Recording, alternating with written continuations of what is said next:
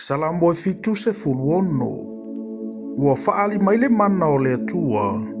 Ma le usu pese ne kina o le salamo a safo o le pese lea. Ua iloa le atua iuta. Ua silisili lo na suafa i Israelu. Ua isa lema fo ilo na fale apitanga. Ua isiona fo ilo na afioanga. Na ia ngawia i lea mea o ufanafanamu, o le talita, le pelu, ma le taua.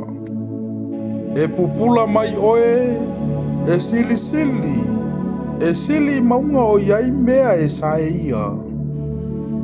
O e loto te tele, ua vetea lantou mea, ua lantou momoe o lantou moe, e le ai fo iso lantou o e malolosi ua maua o lantou lima.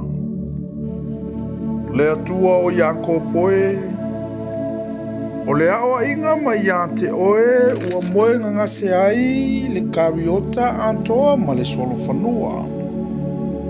O oe e matautia lava oe. O ai fo ise tu antu youluma, i ona po e te toa sama iai. Ua langona atu mai a te oe mai le langi le whaamasinonga. Ua matata ua i le lalolangi ma fifi le mu. Ina ua tula i le antua e whaamasino ai. E whaola ai i e puapua ngatia umalava o i le lalolangi. Awa o le ita tele o tangata e vi i ai oe. E te tau fia fo i le to ita. Ia outou tautou atu ia Yehova lo outou watua. Ma ia avatua na mea.